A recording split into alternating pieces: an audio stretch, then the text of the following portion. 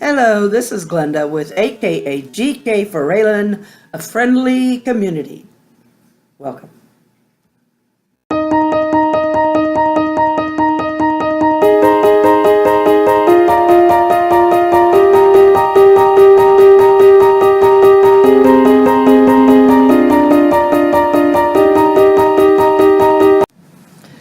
I've had a really great day today, and I've got some couple of stories to tell. Well, one is my own kind of remembrance, memoir, and current event.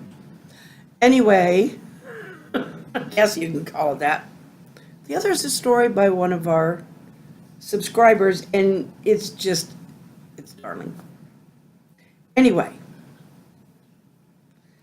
it's time to go on with it.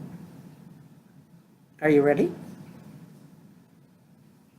Okay, here we go.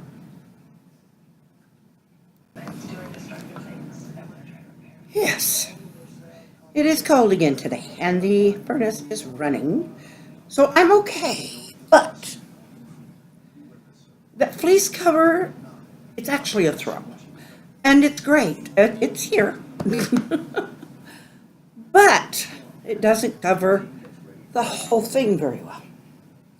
So I got my quilt my mommy made me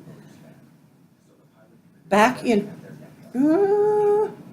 around 2008 or so. It's my cancer survivor quilt because I survived breast cancer. And she made one for a family member. I'm not going to mention who because I haven't got their permission to. But anyway, isn't that cute? And she put hearts on it. She made wonderful quilts. She was a tyer. She wasn't a stitcher. But tied quilts are a big tradition too. So anyway, it's just beautiful. I love it. She's got the big squares and then she's got the little ones. Yeah. She likes to use scraps, which a lot do. If she doesn't, I don't think she's ever bought scraps. Maybe, but I don't think so because Mom used to just sew constantly. And I remember growing up, she had almost a whole closet full of nothing but old clothes and scraps and stuff, or that she could cut into scraps or into squares. Anyway, she didn't sew or make as many quilts when I was growing up, but 6 kids. She was too busy making clothes. She was always sewing. She was sewing or she was cooking. And a lot of times if she was cooking not just for 8 people. She was cooking at least lunches anyway, depending on, during the summertime, a lot of times she was cooking it for young men Dad would hire, generally high school boys, that he would hire to come out and help him with paint. And she made meals for anybody who was there at noon. And we had a big table, but they only hold so many people. So generally, the ones who did all the work outside, because men worked on their stomach. That was the way things. Well, they physical labor like that. They did. They work on their stomachs. And so,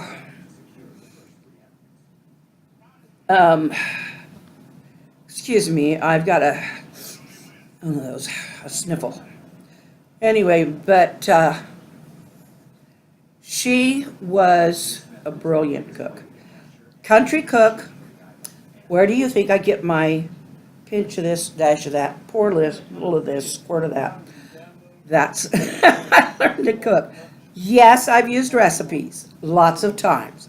Yes, I took 4-H cooking and learned how to do all the sifting the flour over and scooping it up in the, filling the cup with the flour and leveling it off with the back of a knife. All of the proper ways to do it. Home ec in high school as well. But when it came to the real deal, you filled the cup, you shook off the top, and you dumped it in. At least that's how I've cooked since. Anyway, but I'm forward tracking instead of backtracking for a change. That's odd for me. Anyway, backtracking again to my mom's beloved hobbies. And they were not really hobbies because she absolutely loved doing them. But she did teach. She taught sewing in 4-H. She wasn't not like a school teacher, but she taught sewing in 4-H. And with 6 kids, you can believe she was constantly teaching us something. Sometimes it was with the palm of the hand on the seat of the pants. But we learned. But I just cherish this quilt because it has so many meanings. It has the meaning of my surviving cancer, and for one thing, we caught it very early. And it also has the meaning of my mommy made it for me. And it's got a third meaning. Yeah, it's gorgeous. Anyway.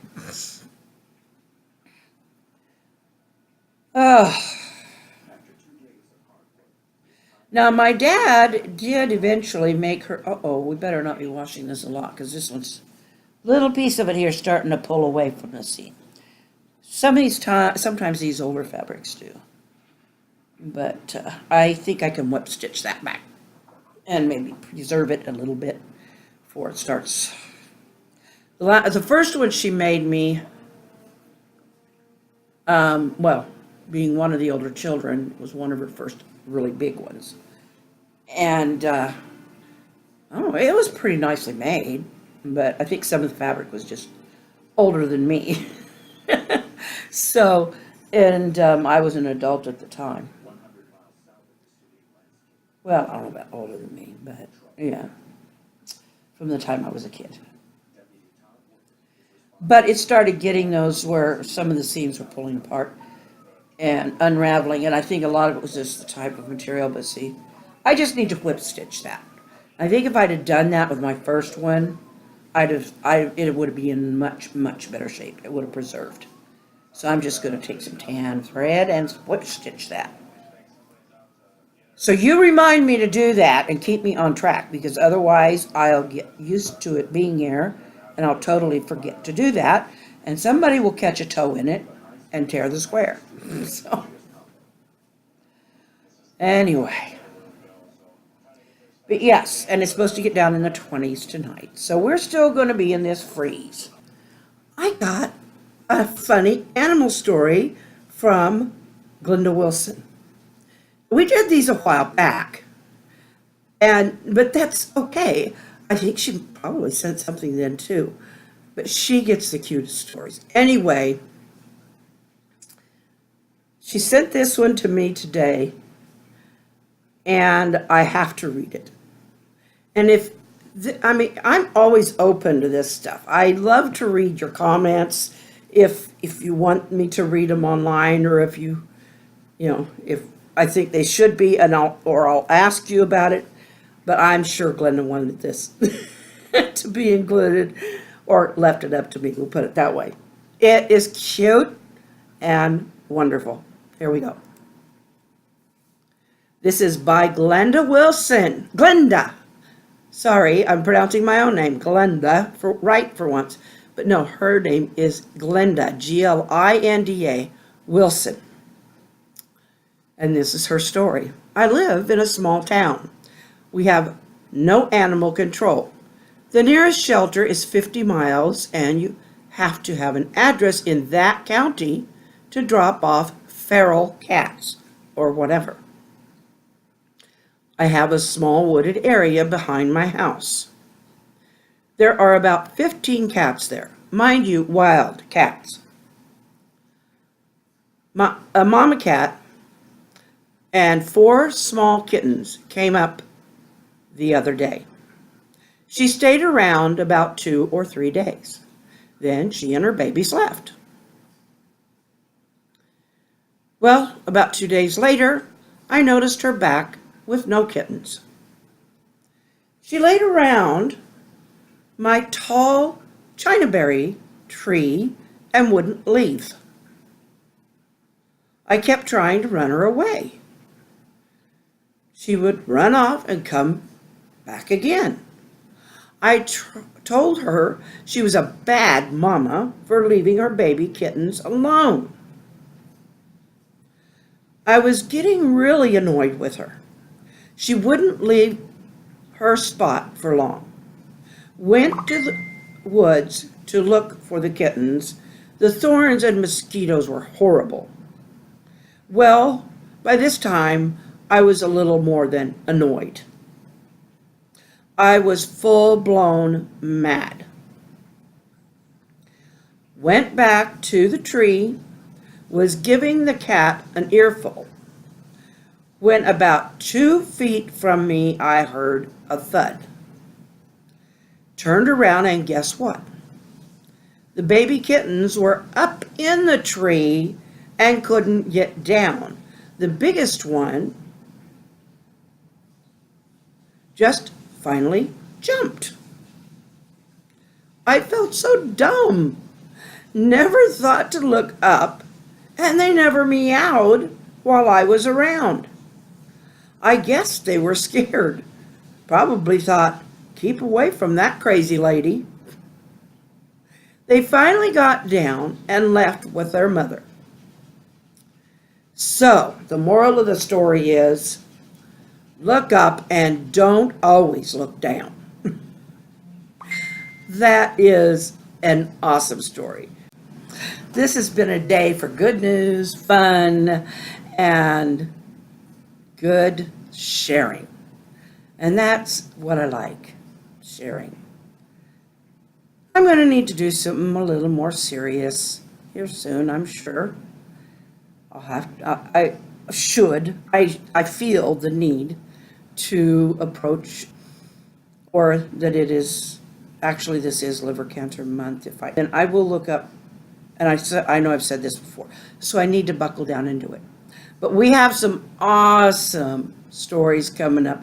They're just going to be hilarious. One got turned in today, and well, you'll find out when we get into this. It's a challenge, and everybody's really having fun.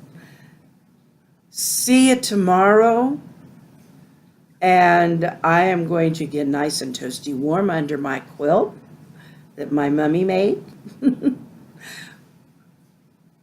It's Halloween. We call them mummy. Oh, mommy. My mother made, and the fleece is in between, so I'm going to stay nice and toasty while I sleep tonight. If I get too hot, I might pull the fleece out, because that can be pretty warm. Anyway, tomorrow is another day. If you haven't subscribed, please do so. If you're new, introduce yourself. We love to hear from new people. And give me a like. Okay, please? We like the likes. And hasta mañana.